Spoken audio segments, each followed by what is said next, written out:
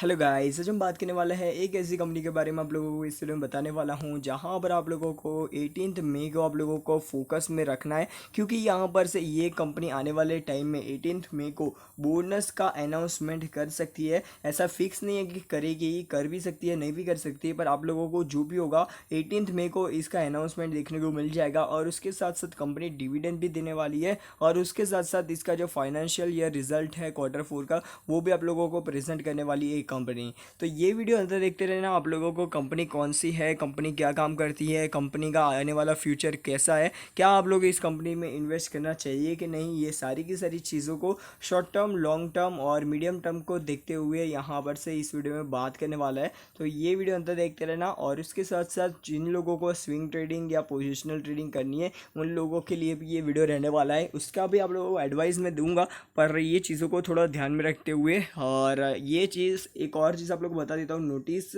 कि यहाँ पर आप लोगों को कभी भी बोनस, स्प्लिट और डिविडेंड के लिए कोई भी शेयर के अंदर आप लोग इन्वेस्ट मत करना, क्योंकि यार यहाँ पर कैसा हो जाता है, जो रिटेल इन्वेस्टर्स होते हैं, जो फंडामेंटल स्ट्रॉन्ग कंपनियाँ नहीं होती है, तो वो क्या होता है कि रिटेल इन्वेस्टर फंस जाता है ऐसा बोनस का लालच या स्प्लिट का लालच या ज़्यादा डिविडेंड का लालच देखते हुए। तो कभी भी आप लोग ऐसा मत करो कि यार बोनस बहुत ज़्यादा मिल रहा है, डिविडेंड बहुत ज़्यादा मिल रहा है, उसकी लालच में मैं इस कंपनी में इन्वेस्ट कर देता हूँ, ऐसा बिल्कुल भी मत करना, ठीक है। तो आप लोगों को ये चीज़ें ध्यान जानना ज़रूरी था, इसलिए मैंने बता दी।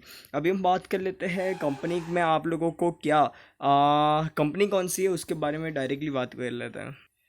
तो यहाँ पर से कंपनी के बारे में बात करते हैं तो आप लोगों को 1711.25 रुपीज़ का इसका शेयर देखने को मिल जाता है। ऑलमोस्ट 1700 रुपीज़ का आसपास का शेयर है। और यहाँ पर आप लोगों को 1 डेज़ की बात करें तो 1.8% की 1.7% की गिरावट देखने को मिली है। और यहाँ पर आप लोग 5 डेज़ की बात करें तो 5 डेज़ में भी इसमें गिरावट है, 3.3% की गिरावट है। और उसके साथ साथ यहाँ पर हम बात करें कंपनी के 1 मंथ का परफॉर्मेंस देखते हो तो यहाँ पर आप लोगों को 22.2% का प्रॉफिट, मतलब आप लोग परसेंट देखने को मिल जाता है। उसके साथ साथ हम बात कर लेते हैं 6 मंथ में 52% का रिटर्न देखने को मिल रहा है। 1 ईयर में इस कंपनी ने बेहतरीन रिटर्न दिया है, 72% का रिटर्न दिया है। और उसके साथ साथ 5 ईयर्स में इस कंपनी ने, आप लोग सोच भी नहीं सकते हो उतना ज़्यादा रिटर्न दिया है, जो आप लोग देख सकते हो यहाँ पर 574% का रिटर्न, जो यहाँ पर से आप लोगों ने एक्सपेक्ट भी नहीं किया था। और कंपनी का मैक्सिमम चार्ट पैटर्न देखोगे तो कंपनी का मैक्सिमम चार्ट पैटर्न बहुत ज़्यादा बेहतरीन तरीके से आगे बढ़ रहा है। कंपनी ने यहाँ पर से मैक्सिमम चार्ट पैटर्न के अंदर अभी तक 75,955.56% का रिटर्न दिया है, जो बहुत ज़्यादा बेहतरीन रिटर्न है।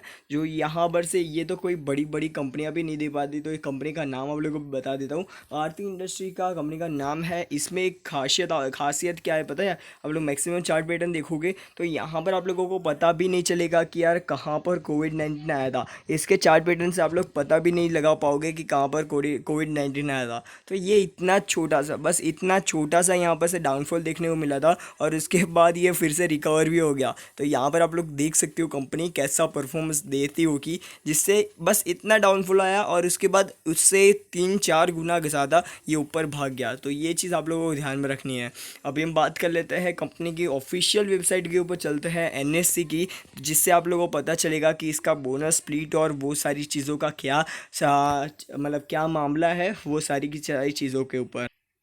अभी हम बात कर लेते हैं इसके एनएससी की वेबसाइट के ऊपर आ चुके हैं, आरती इंडस्ट्री लिमिटेड। और यहाँ पर नीचे की तरफ चलते हैं तो आप लोगों को यहाँ पर 14 मई को आप लोगों को 36% की डिलीवरीज देखने को मिली है। और कंपनी का हाई आप लोग देखोगे तो 1800 के आसपास इसका हाई गया था। और यहाँ पर मैक्सिमम चार्ट पीट मतलब सॉरी, कंपनी इन्फॉर्मेशन के बारे में बात कर लेते हैं। तो कंपनी इन्फॉर्मेशन में आप लोग यहाँ पर से देखो, यहाँ पर से क्या लिखा हुआ है, financial result, dividend and bonus. तो यहाँ पर से ये तीनों के ऊपर कंपनी बोर्ड ऑफ डायरेक्टर्स बात करने वाले हैं। पहले ही यहाँ पर से ये मीटिंग है ना 11 मई को होने वाली थी, 11 मई 2020 2021। तो यहाँ पर आप लोगों को उसको रीशेड्यूल किया गया, और रीशेड्यूल करने के बाद इस कंपनी के जो बोर्ड ऑफ डायरेक्टर की जो मीटिंग थी वो 18 मई को कर दी गई थी। ठीक है, तो आप लोगों को मैंने इसके ऊपर भी वीडियो बना दिया था ऑलरेडी, और कंपनी फंड भी राइज करने वाली है आने वाले समय में, तो ये भी आप लोगों को चीज़ ध्यान में रखनी है। तो यहाँ पर आप लोगों को ये सारी चीज़ों के ऊपर फोकस करना है। कंपनी का जो यहाँ पर 18 तारीख को, आज हुई है 16 तारीख, कल के दिन 17 तारीख है, और आने वाले समय में आप लोगों को कैसा परफॉर्मेंस रहेगा, मेरे ख्याल से तो इस कंपनी का बेहतरीन परफॉर्मेंस देखने को मिलेगा, ये चीज़ याद रखना। और उसके साथ साथ अभी हम बात कर लेते हैं कंपनी का जो यहाँ पर फंडामेंटल कैसा चल रहा है उसके बारे में। तो यहाँ पर से कंपनी के बारे में आप लोग देखोगे तो आप लोगों को पता चलेगा, कंपनी तो एक तो यार स्पेशलिटी केमिकल्स के अंदर मैन्युफैक्चरर है, और यहाँ पर से ये इंडिया की लीडिंग कंपनी है, one of the leading company है जो स्पेशलिटी केमिकल के अंदर काम करती है। और उसके साथ साथ company pharmaceutical with global footprint, तो यहाँ पर से ग्लोबली ये कंपनी फार्मास्यूटिकल प्रोडक्ट के जो केमिकल्स होते हैं वो भी बनाती है। और उसके साथ साथ ये कंपनी आप लोगों को यहाँ पर ये एग्रो केमिकल्स और उसके साथ पॉलीमर्स, एडेसिव्स, ये सारी जैसी चीज़ों को भी ये कंपनी बनाती है। और उसके साथ साथ फार्मास्यूटिकल प्रोडक्ट्स, जैसे कि यहाँ पर बहुत सारे प्रोडक्ट्स होते हैं और ये सारी की सारी चीज़ों को बनाती है। डाइस भी बनाती है कंपनी, ये सारी की सारी पिगमेंट्स आप लोगों को ना बताओ तो ये भी एक अच्छी चीज़ है, बहुत ज़्यादा मांग रहती है ये सारी की सारी चीज़ों की। तो ये कंपनी का 83% रेवेन्यू स्पेशलिटी केमिकल्स के अंदर सेगमेंट से आता है, तो ये चीज़ भी आप लोगों को ध्यान में रखनी है कंपनी कहाँ से कमाती है। कंपनी का बुक वैल्यू देखोगे उससे बहुत ज़्यादा ऊपर चल रहा है, ऑलमोस्ट 9.5 टाइम्स इसका ऊपर चल रहा है इसका प्राइस है। और अभी हम बात करें इसका मार्केट कैप, अच्छा खासा इसका मार्केट कैप है 29,794 करोड़ रुपीज़ का इसका मार्केट कैप है। और उसके साथ साथ पी देखोगे तो अभी हाई चल रहा है, 61% का पी चल रहा है। ROE अच्छा देखने को मिल जाता है। और उसके साथ साथ ये कंपनी का आप लोगों को 50 DMA और 200 DMA देखोगे तो कंपनी जब भी इसका 50 DMA के नीचे कंपनी चली जाती है तब आप लोगों को अच्छी खासी रैली देखने को मिलती है। तो यहाँ पर अभी तो कंपनी का जो प्राइस है वो आसमान छू रहा है, तो आने वाले समय में इसका जो 50 DMA की प्राइस नज़दीक आता है तो आप लोग इस कंपनी में शॉर्ट टर्म और स्विंग ट्रेडर्स के लिए ये चीज़, और पोजिशनल ट्रेडर्स के लिए ये चीज़ आप लोगों को मैंने बता दी। अभी हम बात कर लेते हैं कंपनी का CAGR लास्ट 5 ईयर में 22.78% 79% का रहा है, जो बहुत ज़्यादा अच्छी बात है। लास्ट क्वार्टर में ये ख़राब चीज़ है, कौन की बात करें तो आप लोगों को बुक वैल्यू से बहुत ज़्यादा ऊपर है। उसके साथ साथ लास्ट क्वार्टर में कंपनी के प्रमोटर्स ने अपनी जो शेयर होल्डिंग है वो डिक्रीज़ की थी। और उसके साथ साथ कंपनी का जो सेल्स ग्रोथ है कंपनी का लास्ट 5 ईयर से 6.96 ही है, जो बहुत ज़्यादा अच्छी नहीं बात है। और उसके साथ साथ कंपनी का यहाँ पर कैपिटलाइजेशन, द इंटरेस्ट कॉस्ट, तो ये मेरे को नहीं पता है, ये आप लोग जान लेना। अभी हम बात कर लेते हैं कंपनी केमिकल सेगमेंट में सेकंड नंबर की कंपनी है, दीपक नाइट्रेट से भी बड़ी कंपनी है। पीडीलाइट से यहाँ पर से सेकंड नंबर पे आती है पीडीलाइट के बाद में। और इसके साथ साथ कंपनी का क्वार्टरली रिजल्ट देखोगे तो कॉन्स्टेंट आप लोगों को बढ़ता हुआ देखने को मिल रहा है। तो 2018 का यहाँ पर आप लोग रिजल्ट देखोगे, यहाँ पर 2018 मार्च से लेकर हम बात करेंगे 2019 मार्च 20 मार्च, वो सारी की सारी चीज़ों का, ठीक है। 2018 मार्च, उसके बाद 20 मार्च देखोगे, 18 19 और 20 मार्च आप लोगों को तीनों के तीनों कांस्टेंट आप लोगों को इम्प्रूवमेंट देखने को मिलती है। कभी कभी यहाँ पर से 2020 मार्च को क्यों नहीं देखना चाहिए, 2020 मार्च और उसको क्योंकि पेंडेमिक की सिचुएशन थी उसको यहाँ पर से उसकी वजह से यहाँ पर से हो सकता है कि गिरावट देखने को मिले। उसको छोड़कर हम यहाँ पर हम रिज़ल्ट देखोगे तो आप लोगों को कांस्टेंट यहाँ पर ये कांस्टेंट बढ़ता हुआ नज़र आ रहा था, कांस्टेंट थोड़ा करके बढ़ता हुआ नज़र आ रहा। और उसके बाद ये पेंडेमिक आ गया और उसके बाद इस कंपनी का जो रिज़ल्ट है उसको डाउनफॉल देखने को मिला, और अभी वो बेहतरीन तरीके से रिकवरी भी देखने को मिल रही है इसके अंदर।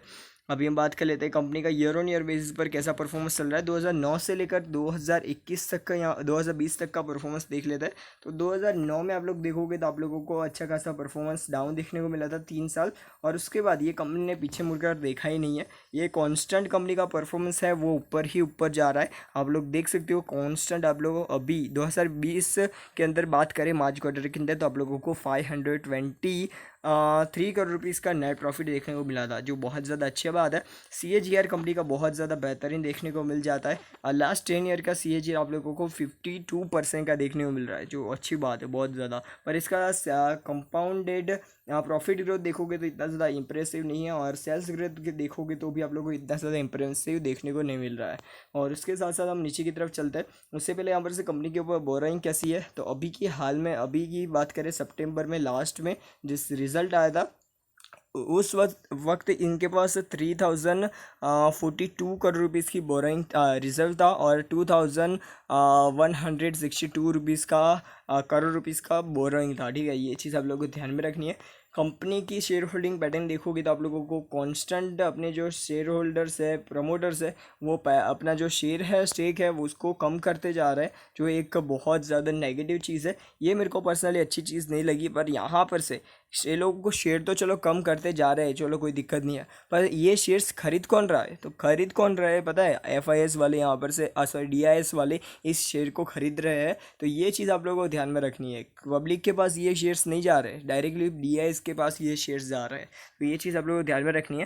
तो बस आप लोगों को यही सारी की सारी चीज़ों बतानी थी। 18 मई को, मार्च को नहीं, मई को आप लोगों को इस वीडियो को देखना है, और फिर से आप लोगों को पता चल जाएगा कि किन किन चीज़ों को ऊपर फोकस करना है। एक तो इसका रिजल्ट आने वाला है, बोनस आने वाला है, डिविडेंड आने वाला है, ये तीनों चीज़ों के ऊपर आप लोगों को फोकस करना।